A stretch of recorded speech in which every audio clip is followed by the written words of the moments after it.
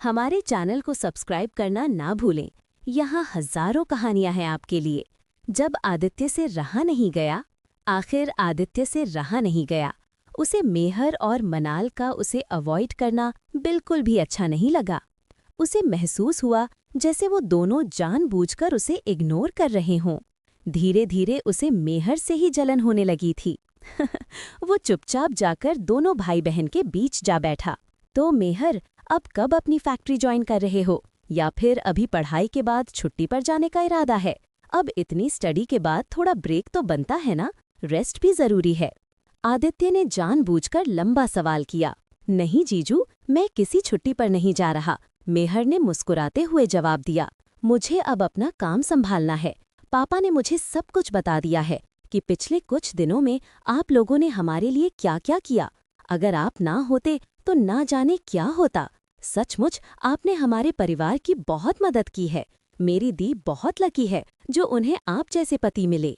अरे ऐसा क्यों कह रहे हो? आदित्य हल्के से मुस्कुराया। अब सब ठीक है और तुम्हारी दी मुझे मिली, इसलिए मैं खुद को लकी मानता हूँ। हाँ मेहर, मनाल भी बोल पड़ी। अब तुम फैक्ट्री संभाल लो और मुझे छुट्टी दो। मैं तो तुम्हारे ही आने का वेट कर रही थी कि तुम अपनी स्टडी पूरी करके आओ और सब कुछ टेक ओवर कर लो। बस दीदी, मेहर ने मुस्कुराकर कहा, आप थोड़े दिनों के लिए फैक्ट्री आ जाइए। उसके बाद अगर आपका मन करे तो ऑफिस ज्वाइन कर लीजिए, और अगर ना करे तो आपकी मर्जी। थोड़े दिनों के लिए क्यों? आदित्य बीच में बोल पड़ा। अभी तुमने तो कहा कि तुम छुट्टी नहीं ले रहे, फिर दी को क्यों आने को कह रहे हो? नहीं जीजू, मैं ऑफिस तो कल से ही ज्वाइन कर रहा हूँ, लेकिन 1 महीने तक सिर्फ फाइनेंस डिपार्टमेंट में एम्प्लॉय की तरह काम करूंगा। किसी को नहीं पता होगा कि मैं मेहर खन्ना हूँ, इसलिए कुछ दिनों के लिए दीदी को वहाँ होना पड़ेगा। असल में मेहर थोड़ा गंभीर हो गया। मैं ग्राउंड लेवल पर काम करना चाहता हूँ। ये एक्सपीरियंस मुझे बहुत हेल्प करेगा। मैं अपनी कंपनी की असली स्थिति समझना चाहता हूँ। आदित्य दिल ही दिल में मेहर से इम्प्रेस हो गया था। उसी वक्त निशा भी उनके पास आकर बैठ गई। वैसे मेहर, तुम और निशा एक ही यूनिवर्सिटी में थे ना? एक दूसरे को तो जरूर जानते होगे। आदित्य ने शरारत से पूछा और निशा की तरफ देखा। जी, निशा मेरी ही यूनिवर्सिटी में थी, मेहर ने मुस्कुराकर कहा। मैं इन्हें जानता था, मगर मुझे ये नहीं पता था कि ये इंडिया के टॉप बिजनेसमैन श्री धर्मपाल जी की बेटी हैं और आपकी बहन हैं। मुझे ये भी नहीं पता था कि ये इंडिया के सबसे अमीर परिवारों में से एक हैं। हालांकि मेहर आदित्य से बात कर रहा था, पर असल में वो निशा को सुना रहा था। उसके मन में अब भी गुस्सा था कि निशा ने अपनी पहचान उससे छुपाई थी। मनाल को ज्यादा समझ नहीं आया, लेकिन आदित्य सब समझ गया था। वो निशा की तरफ देखते हुए बोला, वैसे निशा, तुम्हारा क्या इरादा है? तुमने मेडिकल की पढ़ाई की है, तुम दवाइयों पर रिसर्च करना चाहती हो, आगे इस फील्ड में कुछ करना चाहती हो, या फिर शादी करके घर बसाने का प्लान है? निशा ने कुछ नहीं कहा तो आदित्य फिर बोला, असल में मेहर, तुम्हारी फैक्ट्री दवाइयों से जुड़ी है। तुम लोग फार्मा सेक्टर में हो और निशा का फील्ड भी यही है। ये दवाओं पर रिसर्च करना चाहती है, तो मैं सोच रहा था कि क्यों ना ये तुम्हारी कंपनी ज्वाइन कर ले। अगर ये तुम्हारे साथ काम करेगी तो मुझे भी इसकी चिंता नहीं रहेगी। डैश। आदित्य की ये बात सुनकर निशा का चेहरा खिल गया। उसे लगा बिन मांगे उसका सपना पूरा हो रहा है। सही कह रहे हैं भैया, निशा मुस्कुराकर बोली। मुझे वाकई में आपकी कंपनी में काम करना चाहिए, रिसर्च फील्ड में। मैं तो यही चाहती हूँ। मगर मेहर चुप था। थोड़ी देर सोचने के बाद उसने गंभीरता से पूछा, निशा जी, आप मुझे एक बात बताइए, क्या आप सिर्फ शौकिया तौर पर काम करना चाहती हैं, या आप सच में इसे अपना करियर बनाना चाहती हैं? आप चाहती हैं कि आपका नाम भी एक दिन आपके पापा और भाई की तरह बिजनेस वर्ल्ड में लिया जाए, या फिर बस टाइम पास करना है? निशा ने थोड़ी देर में जवाब दिया, बिल्कुल, मैं भी पापा और भाई की तरह नाम कमाना चाहती हूँ। मैं चाहती हूँ कि मेरा भी एक मुकाम हो। मैं भी एक कामयाब बिजनेस वुमन बनना चाहती हूँ। कामयाब बिजनेस वुमन। आदित्य की मुस्कान और मनाल की उलझन। मनाल तो बस सब चुपचाप सुनती रही। मेहर की बातें उसके सर के ऊपर से जा रही थीं, मगर आदित्य मन ही मन मुस्कुरा रहा था। अरे ये तो सच में मनाल का भाई है। निशा, तू तो गई, जिसने उससे पंगा लिया वो खुद घूम जाएगा। आदित्य मेहर की बातें भी ध्यान से सुन रहा था और निशा की चेहरे की हर हरकत भी। डैश। निशा अब तक थोड़ा असहज हो गई थी। उसने धीरे से पूछा, आप ये सब मुझसे क्यों कह रहे हैं? मुझे आपकी बातों का मतलब समझ नहीं आ रहा। देखिए निशा जी, मेहर संयम से बोला, अगर आप सिर्फ टाइम पास के लिए ज्वाइन करना चाहती हैं तो मेरी फैक्ट्री, मेरे ऑफिस का हर दरवाजा आपके लिए खुला है। जिस जिस डिपार्टमेंट की बॉस बनना चाहें बन सकती हैं। लेकिन अगर आपको सच में कामयाब होना है तो आपको भी मेरी तरह ग्राउंड लेवल से शुरुआत करनी होगी। आप रिसर्च डिपार्टमेंट में सिंपल एम्प्लॉय की तरह काम करेंगी।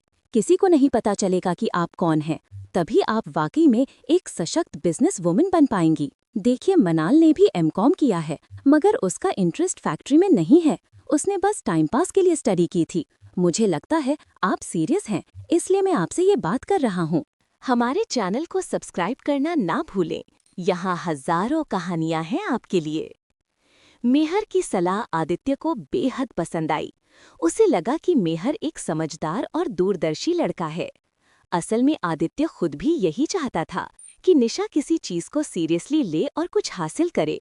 उसे लगा कि अगर निशा को कामयाब होना है तो उसे भी ग्राउंड लेवल से शुरुआत करनी ही चाहिए।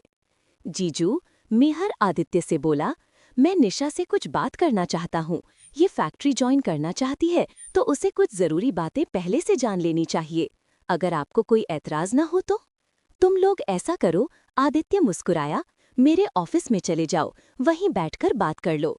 यहाँ सब अपनी अपनी बातों में व्यस्त हैं, तुम्हें आराम से बात करने का मौका मिल जाएगा। आदित्य ने जानबूझकर उन्हें ऑफिस में भेजा था। असल में ये उसका प्लान था। निशा को भी मेहर से अकेले में बात करने का बहाना चाहिए था और मौका उसे मिल गया। निशा और मेहर के ऑफिस में जाते ही आदित्य ने मनाल से कहा, मुझे अपने कमरे में थोड़ा काम है, मैं अभी आता हूँ। अगर आपको कुछ चाहिए तो मुझे बता दीजिए, मैं लेकर आती हूँ, मनाल बोली। नहीं नहीं, तुम अपनी मॉम डैड के साथ समय बिताओ, मैं बस थोड़ी देर में आता हूँ। असल में आदित्य के ऑफिस में एक सीक्रेट कैमरा लगा हुआ था जिसे वो अपने लैपटॉप से लाइव देख सकता था।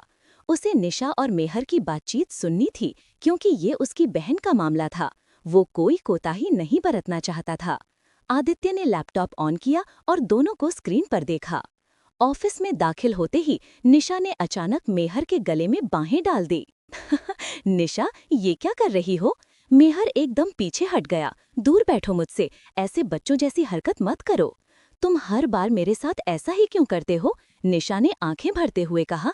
तुम्हें पता है मैं तुमसे कितना प्यार करती हूँ। देखो निशा, मेहर ने थोड़ी नरमी से कहा, तुम्हारी फीलिंग्स मैं समझता हूँ, लेकिन प्लीज थोड़ी समझदारी भी दिखाओ। दोनों अब सोफे पर बैठ चुके थे।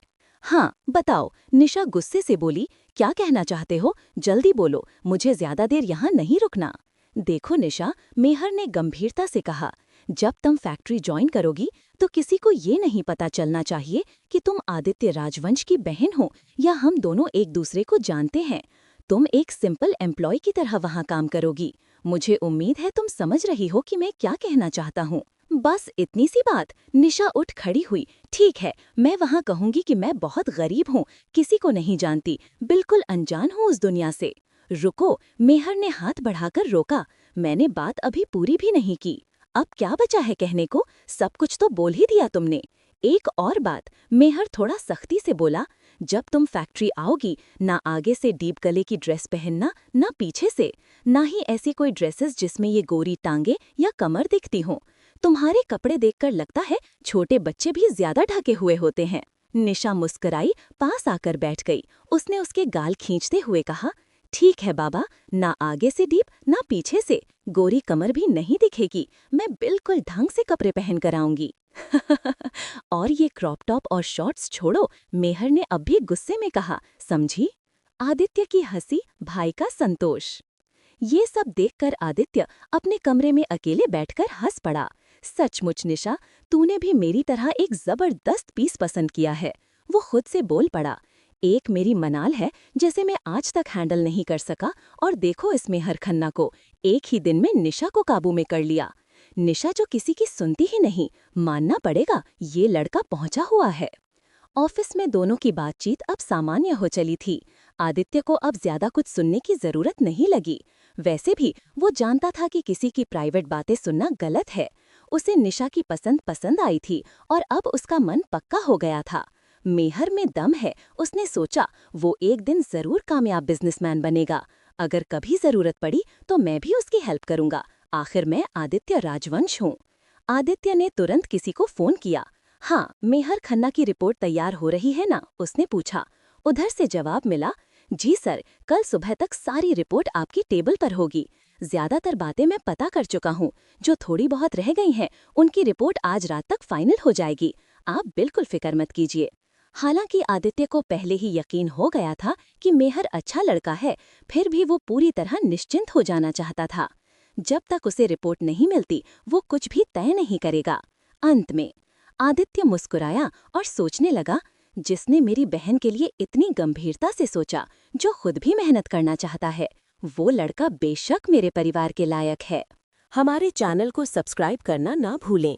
यहाँ हजारों कहानियां हैं आपके लिए। वैसे तो आदित्य मेहर को लेकर पहले ही काफी संतुष्ट था। उसे महसूस हो गया था कि मेहर निशा से वाकई बहुत प्यार करता है, तभी तो वो उसकी चिंता करता है, उसे टोकता है, उसे सही राह दिखाना चाहता है। लेकिन फिर भी आदित्य चाहता था कि एक बार हर चीज उसकी आंखों के सामने स्पष्ट हो जाए। उसे मेहर की रिपोर्ट का इंतजार था ताकि वो पूरी तरह निश्चिंत हो सके। जब आदित्य ने मेहर और निशा की बातचीत को सुना, उसने जो देखा और समझा, उससे वो भीतर से आश्वस्त हो गया। अब उसे मेहर सच में अच्छा लगने लगा था। फिर भी वो कुछ बातें साफ करना चाहता था। मेहर और निशा अब आपस में बैठकर बातें कर रहे थे। उधर आदित्य अपने कमरे से उठकर वापस फैमिली के पास लॉबी में आ गया। कहाँ रह गए थे आप? मनाल ने उससे थोड़ी शिकायत भरे लहजे में कहा। देखिए, आपकी कॉफी ठंडी हो गई है, मैं दूसरी कॉफी मंगवाती हूँ। मगर बिना कुछ कहे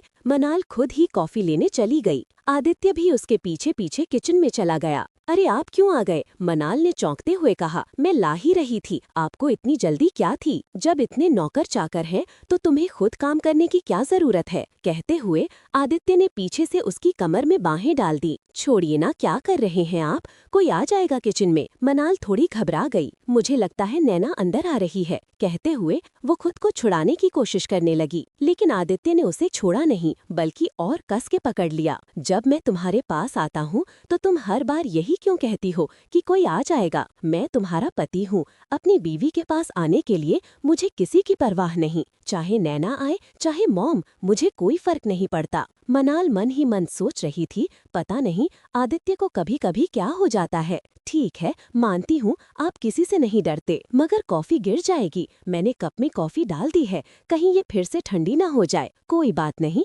आदित्य हंसते हुए बोला। तुम्हारे बहाने मुझे सब पता है। चलो चलते हैं लॉबी में। वो दोनों कॉफी के कप के साथ वापस सभी के पास आकर बैठ गए। उसी समय निशा और मेहर भी वापस आ गए। तो भाई डिसाइड हो गया? निशा चहकते हुए बोली। मैं कल से ही फैक्ट्री ज्वाइन कर रही हूँ, कल से ही काम शुरू। उसकी आंखों में चमक थी और चेहरे पर सच्ची खुशी। आदित्य ने भी हंसते हुए कहा, ठीक है निशा, जैसे तुम्हारी मर्जी, लेकिन मुझसे एक वादा करो, तुम अच्छे से काम करोगी, मेहनत करोगी। याद रखो तुम किस खानदान से ताल्लुक रखती हो। बिजनेस हमारे खून में है, मेरी ससुराल में मेरी इज्जत का सवाल है। वो कहते कहते मुस्कुरा पड़ा। नैना को ये बात कुछ खटकी। वो निशा से बोली, तुम्हारे लिए तो पापा एक अलग फैक्ट्री बनवा सकते हैं जिसमें तुम खुद मालकिन बनो। फिर तुम्हें किसी और की कंपनी में एक एम्प्लॉय की तरह काम करने की क्या जरूरत है? फिर वो मेहर की ओर देखते हुए कहने लगी, निशा तुम्हारी कंपनी में काम करना चाहती है, ये तो तुम्हारे लिए फायदे की बात है। कम से कम इसे किसी अच्छी पोस्ट पर रखो।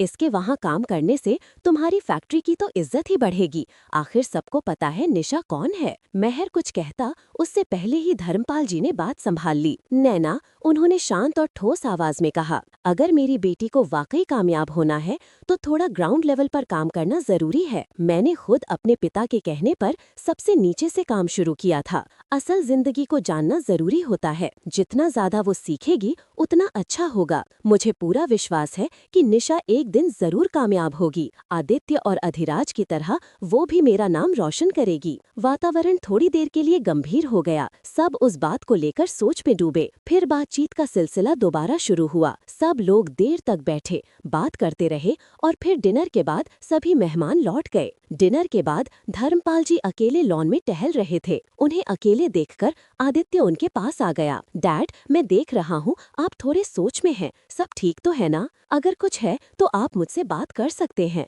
पता नहीं क्यों धर्मपाल जी धीरे से बोले। मन में एक बात आई है, कुछ सोच रहा था। नहीं जानता मेरी सोच कितनी सही है। क्या बात है डैड? आदित्य ने नजदीक बैठते हुए पूछा। मुझे मेहर निशा के लिए अच्छा लड़का लग रहा है। दोनों में दोस्ती है, समझ है। मुझे लगता है वो निशा के लिए एक सही जीवन साथी हो सकता है। आदित्य मुस्कुराया। मुझे भी वो सही लगा, लेकिन हमें उन्हें थोड़ा समय देना चाहिए। निशा अब फैक्ट्री ज्वाइन करने जा रही है और मेहर भी अभी शुरुआत कर रहा है। हम इस मामले में जल्दबाजी नहीं करें तो बेहतर है। बिल्कुल सही कहा, धर्मपाल जी बोले। जैसे मनाल के लिए तुमने सही फैसला लिया, मैं चाहता हूँ कि निशा के लिए भी हम सोच समझ कर आगे बढ़ें। एक जीवन साथी बहुत मायने रखता है, उसका सही होना जरूरी है। आदित्य सब समझ गया था। असल में धर्मपाल जी के मन में कहीं न कहीं नैना और अधिराज की शादी को लेकर असंतोष था। चाहे वो लव मैरिज थी, मगर दोनों के बीच कभी भी सौहार्द नहीं बन पाया। हमेशा कुछ न कुछ टकराव रहा।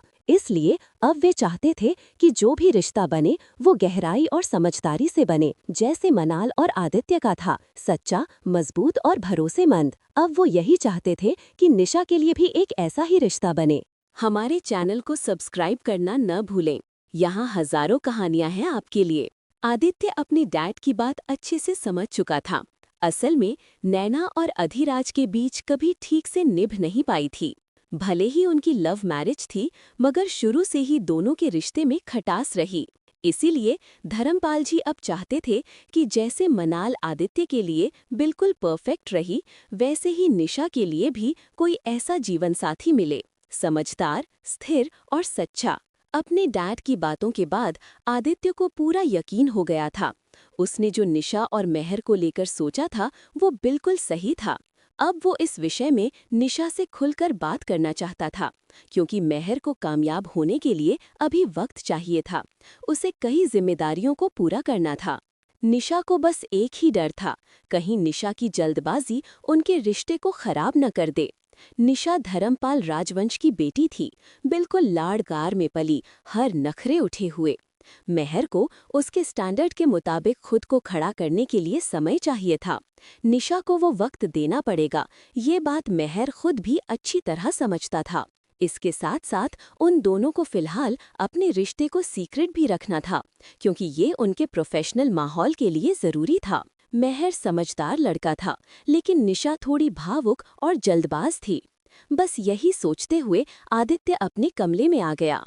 कमरे में आते ही उसने देखा मनाल बाथरूम से बाहर आ रही थी, कपड़े चेंज कर चुकी थी। अरे माना, आदित्य मुस्कुराकर बोला, जो नाइटी मैं तुम्हारे लिए लाया था तुम उसे कब पहनोगी?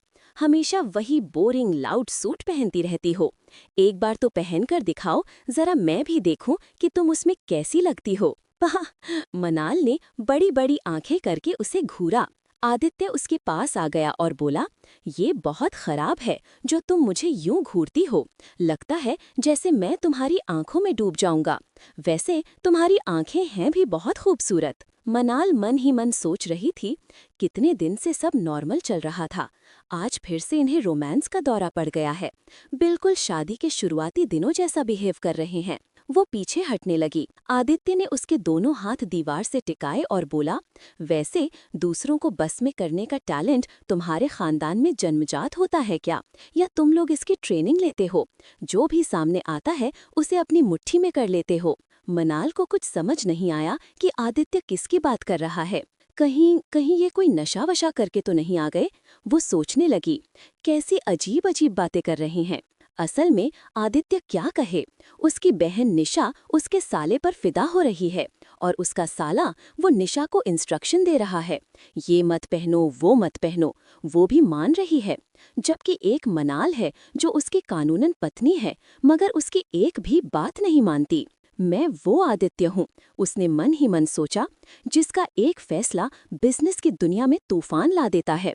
लेकिन मेरी बीरी मेरी बात सुनने को राजी नहीं। मैं उससे बस एक नाइटी पहनने को कह रहा हूँ इतने टाइम से। आदित्य ने मनाल के दोनों हाथ दीवार से हटाए और फिर उसके गले में बाहें डाल दीं। धीरे से कान में बोला, बीवी, तुम्हारे 2 महीने पूरे होने में कितना टाइम बचा है? मुझे तो लग रहा है बहुत टाइम हो गया है। उसके मासूमियत से भरे लहजे और आंखों की बेचारगी देखकर मनाल ने चुपचाप उसकी तरफ देखा। वो उसकी आंखों में डूबती चली गई। फिर आदित्य ने उसकी गर्दन से हाथ हटाए और बेड पर बैठ गया।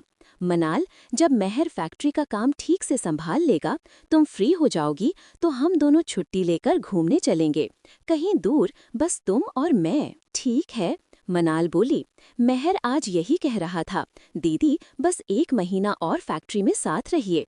मॉम भी कह रही थी, अब मनाल को उसकी गृहस्थी संभालने दो। नानी की वसीयत और आदित्य का इशारा। बिल्कुल सही कहा मौमा ने। आदित्य मुस्कुराया। अब हमें नानी की वसीयत की शर्तें भी तो पूरी करनी है।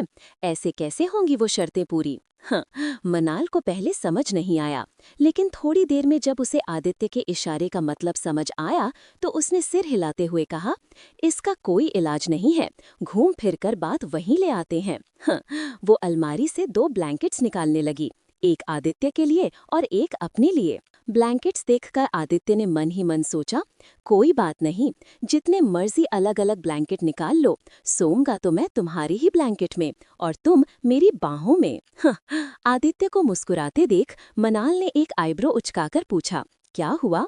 आदित्य ने बस मुस्कुराकर हाथ से इशारा किया, कुछ नहीं। क्या बताए वो अपनी बीवी को? जिस लड़के पर कॉलेज में लड़कियां मरती थीं, आज भी मरती हैं, प्ले बॉय कहलाता था वो, आज अपनी बीवी को नहीं मना पा रहा। बेचारा आदित्य। आपके फीडबैक का इंतजार रहेगा, साथ ही रेटिंग और कमेंट्स भी जरूर दीजिएगा, इससे मुझे और लिखने का हौसला मिलेगा। हमारे चैनल को सब्सक्राइब करना ना भूलें, यहाँ हजारों कहानियां हैं आपके लिए। आदित्य को मुस्कुराता देख मनाल ने एक भौं उठाकर पूछा, क्या हुआ? तो आदित्य ने मुस्कुराते हुए हाथ से इशारा करते हुए कहा, कुछ नहीं। अब वो मनाल को क्या बताता? अपने कॉलेज टाइम का प्लेबॉय, इस पर लड़कियां मरती थीं, आज भी मरती हैं। लड़कियों को पटाना उसका रोज का काम था, अपनी बीवी को नहीं पटा पा रहा है। बेचारा आदित्य। मुझे आपसे एक बात पूछनी थी, मनाल आदित्य से कहने लगी। हाँ बोलो, क्या बात है? पूछो, क्या पूछना चाहती हो? आदित्य बेड पर लेटा हुआ बोला। कल ऑफिस के बाद मैं अपने घर चली जाऊं? माम तो आज ही कह रही थी, मैंने कहा मैं कल आ जाऊंगी, तो चली जाऊं मैं अपने घर? ये कहते हुए वो आदित्य के पास बेड पर आकर बैठ गई। तुम्हारे कहने का क्या मतलब है, अपने घर चली जाऊं? ये तुम्हारा घर नहीं है। आदित्य को उसकी बात अच्छी नहीं लगी थी। नहीं, मेरे कहने का मतलब था मैं अपने मायके चली जाऊं। मैं कुछ दिन मेहर के पास रहना चाहती हूँ। बहुत दिन हो गए हम भाई बहन साथ नहीं रहे। मेहर भी चाहता है मैं थोड़े दिनों के लिए उसके पास रहूं। मनाल उसे समझा रही थी। ठीक है, इसमें पूछने की क्या बात है, जो तुम्हारे मन में आए वो करो, मगर तुम्हारा ये कहना मैं अपने घर चली जाऊं, ये गलत है। तुम्हारा घर तो अब यहीं है, सही कहा ना मैंने? आदित्य उसे गुस्से से देख रहा था। आदित्य को सचमुच बहुत गुस्सा आया था। मनाल को कहीं ना कहीं उसके गुस्से वाली आंखों में अपने लिए प्यार दिखाई दे रहा था। मनाल को मन ही मन उसके गुस्से पर भी प्यार आया था। आदित्य बैठा सोच रहा था, मनाल अपने मॉम डैड के घर को अपना घर कह रही है, इसका मतलब है ये लड़की इस घर को अपना घर नहीं समझती। आदित्य मनाल की बात से सचमुच अपसेट हो गया था। उसे ये बात बहुत बुरी लगी थी। वो अपने मन में सोचने लगा, मैं ऐसा क्या करूं तुम मुझे और मेरे घर को अपना बना लो, तुम मेरी हो जाओ और मेरे घर को मेरा घर कब कहने लगोगी? मैं तुम्हें अपना बनाना चाहता हूँ। वो दोनों सोने लगे तो मनाल ने उठकर लाइट ऑफ कर दी। दोनों अपनी अपनी साइड सोए थे, मगर सुबह जब मनाल की आंख खुली तो वो आदित्य की बाहों में आराम से सो रही थी। उसे हैरानी हुई, क्योंकि वो सोई तो अपनी ही साइड थी, आदित्य के पास कैसे पहुंच गई? वो धीरे से उसकी बाहों से निकलकर बैठ गई। वो चाहती थी कि उसके उठने से आदित्य की नींद डिस्टर्ब ना हो। आदित्य की आंख खुल गई थी, मगर वो सोने का नाटक करता रहा। जब मनाल उठ गई तो उसने मुस्कुराकर दूसरी साइड अपना चेहरा कर लिया, क्योंकि सोती मनाल को बाहों में तो उसने ही लिया था। शाम को वो मॉम डैड के घर जाएगी, ये बात उसने अनीता जी को भी बता दी थी। मॉम, मैं आज ऑफिस से सीधा घर जाऊंगी और मेरा कुछ दिन वहीं रहने का इरादा है, मनाल ने अनीता जी को बताया था। ठीक है बेटा, कोई बात नहीं, तुम्हारा भाई बहुत टाइम के बाद आया है, तुम भाई बहन कुछ दिनों के लिए साथ रह लो, उसे भी अच्छा लगेगा, अनीता जी ने कहा था। शाम को ऑफिस के बाद वो सीधा अपने घर चली गई थी। वो बहुत खुश थी, उसका भाई अपनी स्टडी खत्म करके वापस आ गया था, उसके पापा भी अब ठीक थे। कहीं ना कहीं वो आदित्य से भी खुश थी, उसे आदित्य अच्छा लगने लगा था। मनाल को लग रहा था कि अब उसकी लाइफ में सब कुछ ठीक होने वाला है, वो सचमुच खुश थी। दीपा जी ने आज अपने दोनों बच्चों की पसंद का खाना बनाया था, तो महेश जी कहने लगे, वाह क्या बात है, अब तुम्हारे बेटा बेटी आ गए तो तुम मुझे भूल गई हो। आज तो लगता है सिर्फ इन दोनों की पसंद का खाना बनेगा, मुझे तो आज कोई पूछ भी नहीं रहा है। तो क्या आपको बच्चों से जलन हो रही है, दीपा जी ने महेश जी से कहने लगी। और नहीं तो क्या, तुमने सिर्फ दोनों बच्चों की पसंद का खाना बनाया है, मुझे तो पूछा ही नहीं। इन दोनों का नहीं, इन तीनों की पसंद का। क्या मतलब है माम, तीनों का मतलब हम दोनों की पसंद का? नहीं, खाने पर आदित्य भी आ रहा है, उसका मुझे फोन आया था, उसने कहा था माम मेरी पसंद का भी खाना बनाकर रखना, इसलिए मैंने तुम तीनों की पसंद का खाना बनाया है, अब वो भी तो मेरा ही बच्चा है। कब आया था फोन, मनाल ने हैरान होते हुए पूछा। दोपहर को आया था।